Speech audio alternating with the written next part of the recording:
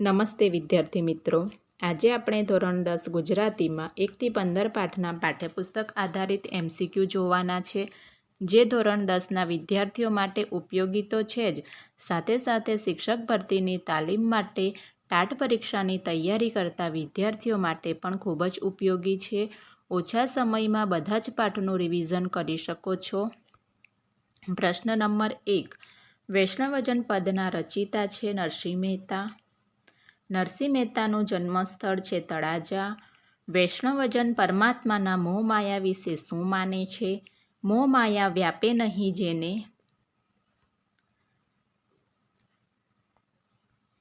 સાચા વૈષ્ણવજનના દર્શનથી કેટલી પેઢી તરી જાય છે? 71 પેઢી. નરસિંહ મહેતાના પદો કયા નામે જાણીતા છે? પ્રભાતિયા. સકળ શબ્દનો સમાનાર્થી શબ્દ છે સઘળું. તાળી લાગવી રૂઢિપ્રયોગનો અર્થ આપો. એકતાન થવું.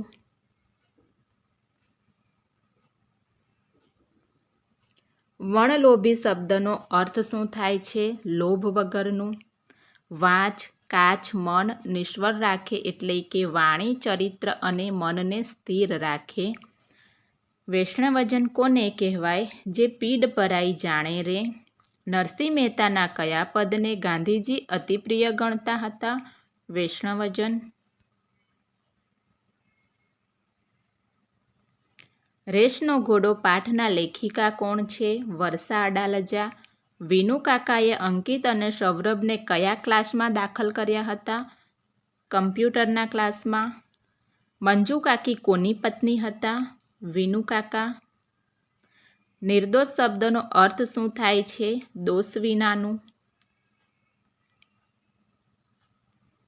અંકિતે કોની સાથે લગ્ન કર્યા? નંદા સાથે લગ્ન કર્યા. અંકિતે કયા ક્ષેત્રમાં નોકરી શરૂ કરી? બેંકમાં. માથું ધૂણાવવું રૂઢિપ્રયોગનો અર્થ શું થાય છે? માથું હલાવી હા કે નાનો ઈશારો કરવો. સંજયનું મૃત્યુ કઈ બીમારીથી થયું? સંજયનું મૃત્યુ કિડની ફેલ થવાથી. શિક્ષણનો પાયાનો સિદ્ધાંત કયો છે? બાળકને સારો માણસ બનાવવો. અંકિતના માતા પિતાનું સ્વપ્ન હતું કે તે ઉમદા માણસ બને.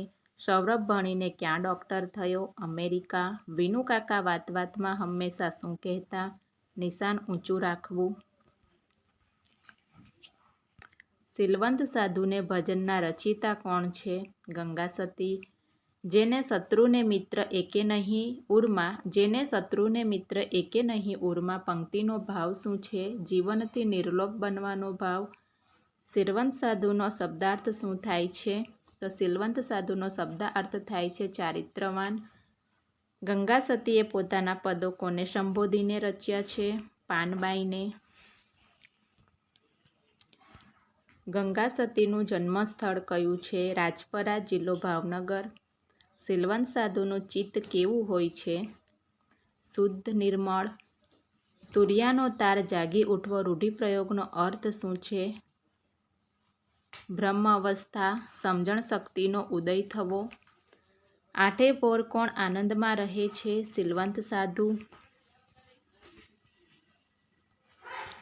નિર્મળ શબ્દનો વિરુદ્ધાર્થી શબ્દ આપો. મલિન. પરમાત્મા કોના પર મહેરબાન થાય છે? શીલવંત સાધુ પર. ગંગાસતીના ભજનોમાં શેનો મહિમા દર્શાવવામાં આવ્યો છે? ભક્તિથી જીવનને તરબોળ કરવાનો.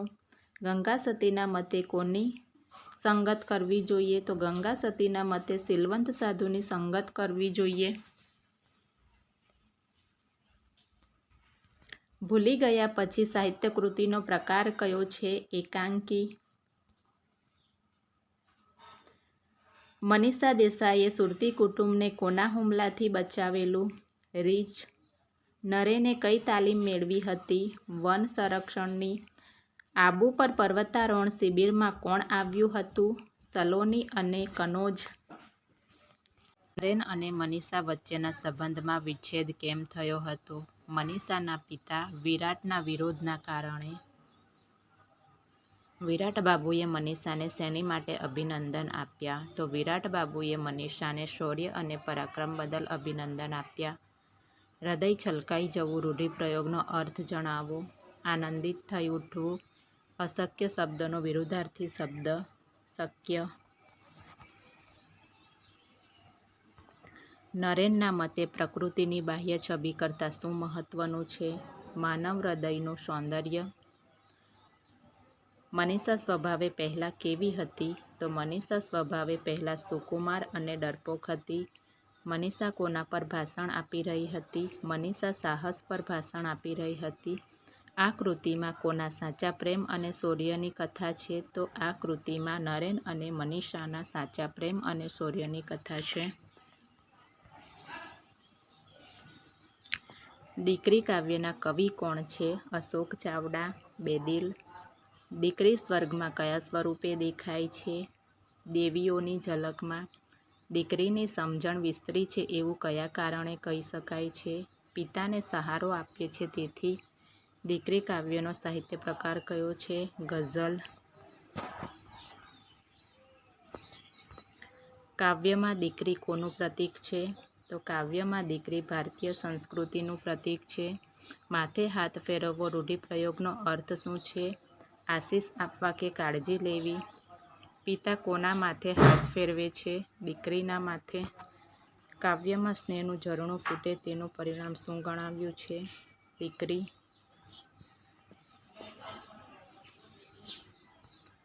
શરમ શબ્દનો વિરુદ્ધાર્થી શબ્દ બેશરમ. સ્વર્ગનો વિરુદ્ધાર્થી શબ્દ નરક. કવિ કોની ભીડમાં દીકરીને શોધે છે? સગા સંબંધીઓની ભીડમાં. દીકરીની વિદાય વખતે શું ભીનું થાય છે? તો દીકરીની વિદાય વખતે પાંપણ ભીની થાય છે. એક જમાનામાં ચીનના લોકો ગામમાં કોઈ માંદું પડે તો શું કરતા? તો એક જમાનામાં ચીનના લોકો ગામમાં કોઈ માંદું પડે તો ડાક્ટરને સજા કરતા. હોસ્પિટલની શોભામાં શાનાથી વધારો થઈ શકે છે? તો હોસ્પિટલના મોટાભાગના ખાટલા ખાલી પડી રહેવાથી. ભારતમાં ગંદકીથી ભારે ખલેલ પામનાર સૌપ્રથમ સાધુ કોણ હતા? સ્વામી વિવેકાનંદ. ડૉક્ટરને તાવની ફરિયાદ કરનાર દર્દીઓના કાને આજકાલ કયા બે શબ્દ અચૂક પડે છે? Viral infection.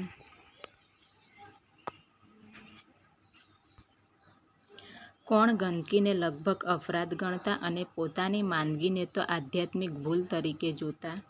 ગાંધીજી. સિગરેટના ધુમાડા કરનારને શું મોંઘા પડે છે? ખજૂર, અંજીર, આલુ કે કાજુ? વાયરલ શબ્દનો અર્થ શું થાય છે? રોગ પેદા કરનાર અતિ સૂક્ષ્મ જીવજંતુ. ખરાબ દાનત ના હોવું આ અર્થ કયા રૂઢિપ્રયોગનો છે? મનના મેલા હોવું. જેને કોઈ રોગ નથી શબ્દ સમૂહ માટે એક શબ્દ નિરોગી.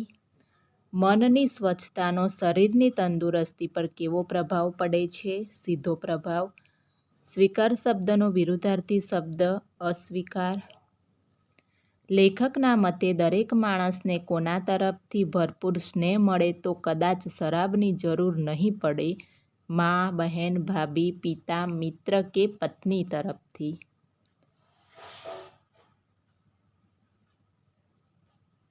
હું એવો ગુજરાતી કાવ્યના કવિ કોણ છે? વિનોદ જોશી.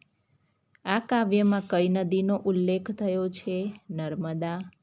આ કાવ્યમાં કવિ નરસિંહ મહેતાને શા માટે યાદ કરે છે? પ્રભાતિયા માટે. કવિના શ્વાસોમાં કઈ નદી વહે છે? મહીસાગર. કવિના પ્રાણમાં કોણ ધબકે છે? રત્નાકર. કવિ કોના પિંડ હોવાની વાત કરે છે? અરવલ્લીનો. મીરાની કઈ વસ્તુ પ્રખ્યાત છે જેનો કાવ્યમાં ઉલ્લેખ છે? કરતાલ. કાવ્યમાં આયુધ તરીકે કોને વર્ણવવામાં આવ્યું છે? સત્યને. સુધા શબ્દનો વિરુદ્ધાર્થી શબ્દ આપો. વિષ. રત્નાકર શબ્દનો સમાનાર્થી શબ્દ કયો છે? સમુદ્ર. નવરાત્રિઓનો સમૂહ શબ્દ સમૂહ માટે એક શબ્દ નવરાત્રિ. કવિ કોને ગુર્જર અવતાર કહે છે? પોતાની જાતને. દુકાનદારે સ્મિત કર્યું. મેં પણ સામું સ્મિત કર્યું કારણ કે લેખક છત્રી ખોઈને ફરી છત્રી લેવા આવ્યા હતા. લેખક છત્રી લેવા રાજકોટ જવાની વાતમાં મક્કમ રહ્યા કારણ કે તે બીજાની પ્રમાણિકતાની કદર કરવા ઈચ્છતા હતા. છત્રી પાઠના લેખક કોણ છે? રતિલાલ બોરીસાગર. લેખક કઈ ઋતુનો વરસાદ પડ્યો ત્યારે છત્રી લેવા ગયા? મોસમનો પહેલો વરસાદ. છત્રી ન ખોવાય તે માટે લેખકને લોકોએ કઈ સલાહ આપી? ગળામાં માળાની જેમ દોરી રાખવી. છત્રી સાચવવા પગારદાર માણસ રાખવો. છત્રી પર નામ સરનામું લખવું. લેખકે લીધેલા ઉપાયોમાંથી કયો ઉપાય ખરેખર કારગર નીવડ્યો? છત્રી ઉપર નામ સરનામું લખવાનું. રાજકોટ છત્રી લેવા જવા આવવાનો બસ ભાડાનો ખર્ચ ઓછામાં ઓછો કેટલો થાય તેમ હતો? 250 રૂપિયા. રવિન્દ્રનાથ ટાગોરની કઈ વાતનો પાઠમાં ઉલ્લેખ છે? જગને સુધારવાના મિથ્યા પ્રયત્ન છોડી જાતને સુધારવાની. ફાંફા મારવા રૂઢિપ્રયોગનો અર્થ? વ્યર્થ પ્રયત્ન કરવો. અડગ રહેવું શબ્દસમૂહ માટે એક શબ્દ. મક્કમ. સજ્જન શબ્દનો વિરુદ્ધાર્થી શબ્દ આપો. દુર્જન. લેખકને કેવી છત્રી ગમી હતી? શ્યામલ, શ્યામા, કાળી.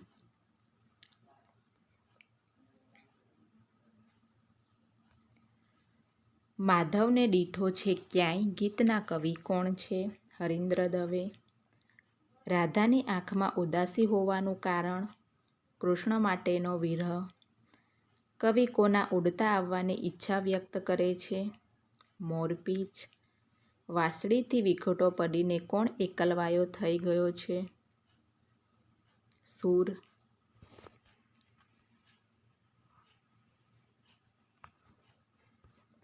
કવિ કોની ધૂળને ઢંઢોળીને માધવ વિશે પૂછે છે? મારગની ધૂળને. યમુનાના વહેણ કેવા થઈ ગયા છે? મૂંગા. રાતરાણી શેનાથી નહાય છે? ઝાકળથી. જળમાં કોનું તેજ રેલાઈ રહ્યું છે? મયંકનું.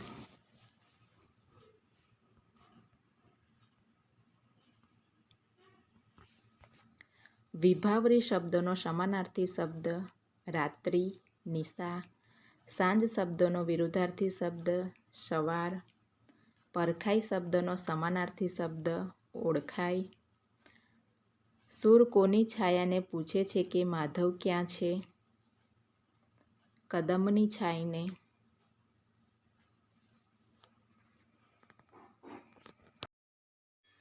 ડાંગવનો અને પાઠના લેખક કોણ છે?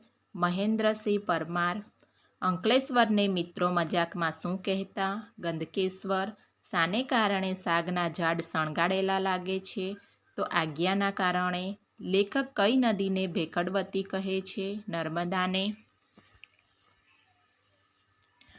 કબીરવડ સાથે લેખક કોને અનુભવે છે? કબીરજીને.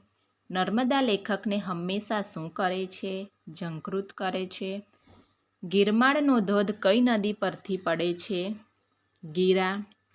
પ્રત્યક્ષ શબ્દનો વિરુદ્ધાર્થી શબ્દ? પરોક્ષ. આંખને ગમી જાય તેવું નયનરમ્ય શબ્દ સમૂહ માટે એક શબ્દ? મનોહર. હાવું તળપદા શબ્દનો અર્થ શું થાય? બસ. હેમ શબ્દનો સમાનાર્થી શબ્દ? સુવર્ણ કે સોનું. લેખકે આ નિબંધ રખડુનો કાગળમાંથી પત્ર સ્વરૂપે કોને ઉદ્દેશીને લખ્યો છે? બાપુજીને. શિકારીને કાવ્યના કવિનું નામ શું છે? કલાપી. કલાપીનું મૂળ નામ શું છે? સુરસિંહજી તખ્તસિંહજી ગોહિલ. કવિની દ્રષ્ટિએ પક્ષીને પામવા કવિ શું કરવાનું કહે છે? પક્ષીના ગીતને છુપાઈને સાંભળવાનું. શિકારીને કાવ્ય કયા છંદમાં રચાયેલું છે? અનુષ્ટુપ છંદમાં.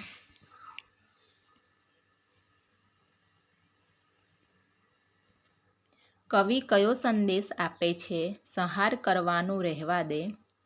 પક્ષીને તીર મારવાથી શિકારીને શું મળે છે? પક્ષીનું સ્થૂળ શરીર. કવિની દ્રષ્ટિએ સૌંદર્ય પામવું એ શું છે? તો પ્રભુનો ઉપયોગ છે. કલાપીનો કયો કાવ્ય સંગ્રહ જાણીતો છે જેમાં આ કાવ્ય લેવાયું છે?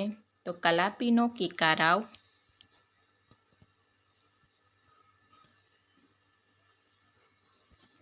કાવ્યના આધારે સૌંદર્ય પામતા પહેલાં શું કરવું પડે? સુંદર બનવું પડે. લતા શબ્દનો સમાનાર્થી શબ્દ છે વેલી. સહાર શબ્દનો વિરુદ્ધાર્થી શબ્દ સર્જન. ચોપડાની જાળ પાઠના લેખક કોણ છે? ચંદ્રકાંત પંડ્યા. ચોપડાની ઇન્દ્રજાળ એટલે શું? વ્યાજની એવી જાળ કે જેમાંથી ગરીબ ક્યારેય છટકી શકતો નથી. લેખકને પોતાની જાત ઉપર તિરસ્કાર આવ્યો કારણ કે જીવલાના છોકરાનો મોહનો કોળિયો પોતે ઝૂંટવ્યો હોય તેવું લેખકને લાગ્યું. જીવલો કયા ગામનો રહેવાસી ખેડૂત હતો? મરઘમાળ. બોડીને તા વળી કાંહકી કેવી કહેવતનો અર્થ શું થાય? અત્યંત દરિદ્ર હોવું.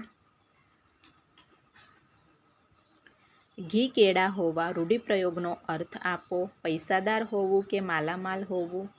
લેખકના પિતાજી કયો ધંધો કરતા હતા? ધીરધારનો, શાહુકારનો. દર વર્ષે જીવલો લેખકના ઘરે કઈ ઋતુમાં અચૂક આવતો? દર વર્ષે ફસલ તૈયાર થાય ત્યારે. લેખકનું પાત્રલેખન કયા નામથી કરવામાં આવ્યું છે? ભીખુ. લેખકે લાલ ચોપડો ફાડી નાખીને શું કર્યું? જીવલાને દેવામાંથી મુક્ત કર્યો. જીવલાના પુત્રનું નામ શું હતું? ગોવિંદ.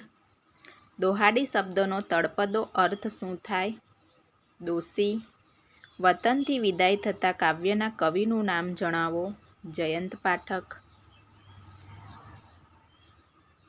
વતનથી વિદાય થતા કાવ્યનો સાહિત્ય પ્રકાર કયો છે? સોનેટ.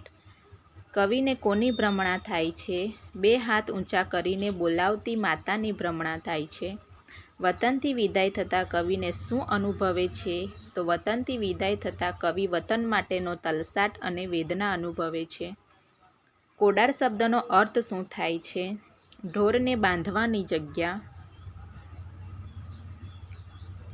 કવિના પગ આગળ જવા માંડ માંડ ઉપડે છે કારણ કે વતનનો મોહ અને પરિવેશની ઝંખના તેમને રોકી રહી છે. વતન છોડતી વખતે કવિએ કોને કોને છોડ્યા? વન, જન, ડુંગર, નદી, કોતર, ખેતર વગેરેને. વતનથી વિદાય થતા કાવ્ય કયા કાવ્ય સંગ્રહમાંથી લેવામાં આવ્યું છે? અંતરિક્ષ. વેકુર શબ્દનો અર્થ શું છે? નદીની કાંકરાવાળી જાડી રેતી. કવિની આંખો કેમ ભરાઈ આવે છે? વતન છોડવાની વેદનાથી. કવિ કોને શ્વાન સાથે સરખાવીને પાછા જવાનું કહે છે? પોતાની જાતને. જન્મોત્સવ નવલિકામાં કયા બે વિરોધાભાસી દ્રશ્યોનું સમાંતરે વર્ણન છે? અમીર અને ગરીબના બાળકોના જન્મનું. લાલ કિનખાબનો પડદો ક્યારે ખુલે તેની લોકો રાહ જોઈ રહ્યા હતા કારણ કે વીજળીની કરામતથી કૃષ્ણ જન્મનું દ્રશ્ય ઊભું થવાનું હતું. હાવ બેઠો રિયો એમ કરવું છે કે પછી લાકડીના ટેકે હાલીને ભીખ માંગે એમ કરવું છે? આ વાક્ય કોણ બોલે છે?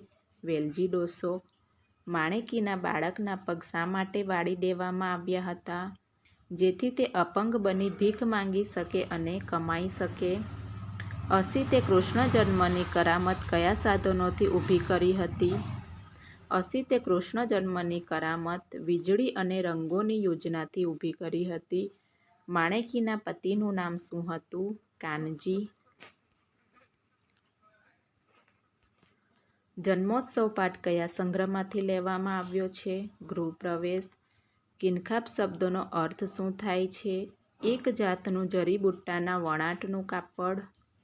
કાનજી અને દેવજી બાળકને લઈને મધરાતે ક્યાં જતા હતા? વેલજી ડોસા પાસે. ફગફગીયો શબ્દનો અર્થ શું છે? દીવો જેની જ્યોત હાલક ડોલક થતી હોય. દેવજીએ બાળક માટે કયું નામ વિચાર્યું હતું? કિશન. વૃંદાવનદાસની મંડળી શું કરી રહી હતી? ભાગવતનું શ્રવણ પારાયણ. બોલીએ ના કાંઈ કાવ્યના કવિ કોણ છે? રાજેન્દ્ર શાહ. કાવ્યમાં કવિ શું કરવાની સલાહ આપે છે? બોલવાની ના પાડે છે, મૂંગા રહેવાનું કહે છે. હૃદય ખોલવું એટલે શું? પોતાના દિલની વાત બીજાને કહેવી. બોલીએ ના કાંઈ ગીત કયા કાવ્ય સંગ્રહમાંથી લેવામાં આવ્યું છે? શ્રુતિ. કવિ રાજેન્દ્ર શાહને કયો સર્વોચ્ચ સાહિત્ય પુરસ્કાર મળ્યો હતો? જ્ઞાનપીઠ પુરસ્કાર. વહેણના પાણી કોણ ઝીલે છે? વહેણના પાણીને કોણ ઝીલે છે? સાગર કે કૂપ? લાખો માણસોના સમૂહ માટે કાવ્યમાં કયો શબ્દ વપરાયો છે? લાખનો મેળો. પ્રાણમાં જલન હોયને તોય ધારીએ શીતલ રૂપ. પંક્તિનો અર્થ શું છે? અંદરથી દુઃખ પીડા હોવા છતાં બહારથી શાંતિ રાખવી. કૂપ શબ્દનો સમાનાર્થી શબ્દ કૂવો. કવિના મતે માર્ગ કેવો છે? વિજન એટલે કે માણસો વિનાનો.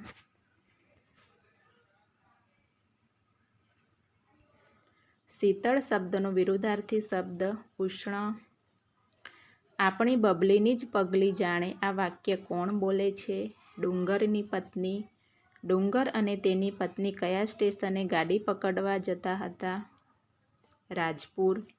ડુંગરની પત્ની ધૂળમાં શું જોઈને ઊભી રહી ગઈ? બાળકીની પગલી. પત્નીએ પગલીની છાપને કોની સાથે સરખાવી છે? બોર જેવી છાપ. ડુંગર પત્નીને શા માટે ઉતાવળે ચાલવા કહે છે? કારણ કે ગાડી ચૂકી જવાની બીકે.